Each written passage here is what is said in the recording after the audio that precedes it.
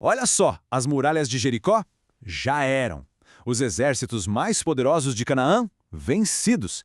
A poeira da batalha está baixando e parece que é o fim da guerra, né? Mas, na verdade, é aqui que começa o verdadeiro desafio. Porque depois da conquista vem a pergunta: como é que se vive na herança que Deus prometeu? Pois é, as muralhas caíram. E agora? Essa é a grande questão que está ali, pulsando, nos capítulos 12 a 15 de Josué. Porque, vamos combinar, uma coisa é ganhar a guerra, outra, totalmente diferente, é saber administrar a paz. A gente vai mergulhar fundo nessa transição que mostra a diferença gritante entre ser só um conquistador e se tornar de fato um herdeiro. Então a gente abre o capítulo 12 e à primeira vista parece, sei lá, uma lista meio fria de reis derrotados. Mas se a gente olhar com mais calma, aquilo ali não é uma estatística de guerra não, é um memorial.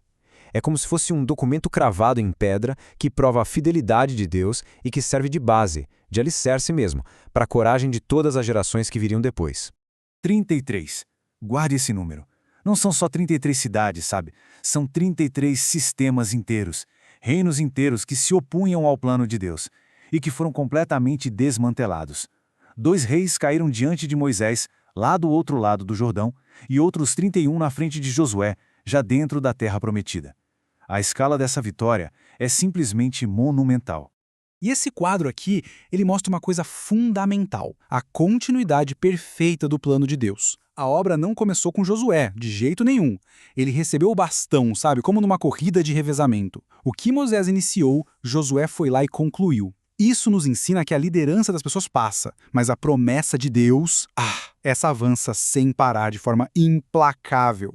E aqui está o ponto central de tudo isso. Essa lista de vitórias não existe para inflar o ego de ninguém, não. Ela existe para abastecer a nossa fé.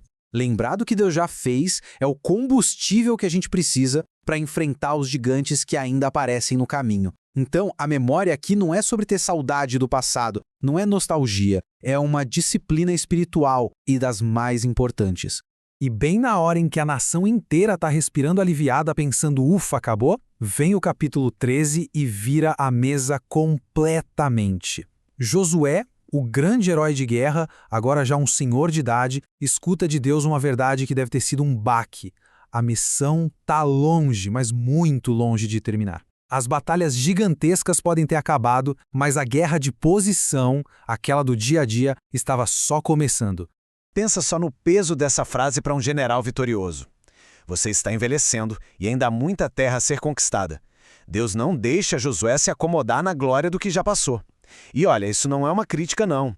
É um chamado para um novo nível de maturidade.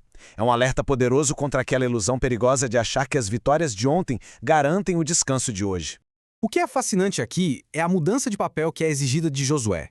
Ele precisa parar de ser só o guerreiro da linha de frente para se tornar o administrador. Aquele que organiza a herança, que distribui as tarefas e principalmente que prepara a próxima geração. Uma liderança madura não é sobre lutar todas as batalhas sozinho, mas sim sobre capacitar os outros para que eles lutem as suas próprias batalhas. E aí, no meio de toda essa divisão de terras, um princípio espiritual simplesmente explode na nossa frente. A tribo de Levi, que era a tribo dos sacerdotes, não recebe um pedaço de terra. Por quê? Porque a herança deles é o próprio Deus. Isso estabelece uma hierarquia de valores completamente radical. A presença e o serviço a Deus são uma herança infinitamente maior, infinitamente superior a qualquer posse material que se possa imaginar. Mas e aí? Como é que a gente responde essa realidade dura de que a herança ainda não está completa? A resposta não é uma fórmula mágica. A resposta é uma pessoa, Caleb. No capítulo 14, ele simplesmente aparece como a personificação da fé que não envelhece, da coragem que não se aposenta e daquela ousadia que transforma promessas antigas em posse real, aqui e agora. Olha essa linha do tempo. É de deixar a gente sem fôlego. 45 anos se passaram. Uma geração inteira morreu no deserto por não crer. Mas Caleb sobreviveu, lutou e por quase meio século guardou uma promessa no coração. Isso nos mostra que a fé de verdade não tem prazo de validade. Ela vence o tempo.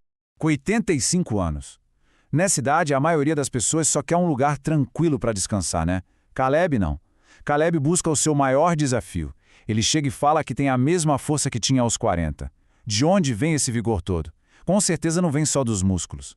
Vem de uma vitalidade sobrenatural que flui direto de uma promessa de Deus mantida viva no coração dele. E aqui é o ponto alto. Caleb não pede um vale tranquilo, uma cidade já pacificada. Não! Ele aponta para Hebron, a fortaleza dos gigantes, o lugar mais perigoso que tinha. Ele não pede conforto, ele reivindica o conflito que lhe foi prometido, confiando que a única garantia que ele precisa é a presença de Deus. Que lição de fé! É simplesmente inacreditável. Vamos agora para o capítulo 15, onde o legado de Caleb é colocado à prova. E aqui a gente vê um contraste muito claro, muito nítido, entre duas mentalidades de herdeiro. De um lado, a ousadia, que vai atrás dos recursos para fazer a herança florescer, e do outro, a acomodação, aquela atitude perigosa de aprender a conviver com o inimigo. Acsã, a filha de Caleb, nos dá uma aula. Primeiro, ela recebe a herança dela, uma terra seca lá no Negueb. Segundo, ela identifica a necessidade. Poxa, essa terra não vai prosperar sem água. Terceiro, ela pede com ousadia, ela desce do jumento num gesto de humildade e pede fontes de água. E quarto, ela recebe em abundância. Ganha as fontes de cima e as de baixo, ela entendeu que não adianta ter a promessa sem ter os recursos para fazer essa promessa dar fruto. E esse slide aqui simplesmente escancara a diferença. De um lado, temos a fé proativa da Axa, que busca o que é vital para a herança dela prosperar. Do outro lado, a gente vê a poderosa tribo de Judá falhando numa tarefa crucial. Eles não expulsam os jebuseus de Jerusalém. Eles se acostumam, eles aprendem a coexistir com um inimigo que Deus tinha ordenado que fosse completamente eliminado. Essa frasezinha lá no final do capítulo, contudo a tribo de Judá não conseguiu expulsar os jebuseus, parece pequena, mas na verdade é um alerta gigantesco. Essa falha, essa pequena tolerância, se transformaria num espinho cravado em Israel por séculos, até o dia em que Davi finalmente tomasse a cidade. A lição é devastadora. Pequenas acomodações que a gente faz hoje se tornam grandes fortalezas do inimigo amanhã. E assim, essa nossa jornada por esses capítulos nos leva a uma reflexão final, né? A herança de Deus nos é dada, mas para tomar posse dela por completo a gente precisa de uma fé que não se aposenta, de uma ousadia que pede por fontes de água e de uma santidade que não tolera inimigos. A pergunta então que ecoa daquela história até nós hoje é: qual é a sua montanha, que está aí esperando para ser reivindicada pela fé? E qual é o inimigo que vive aí dentro e que precisa ser, de uma vez por todas, expulso?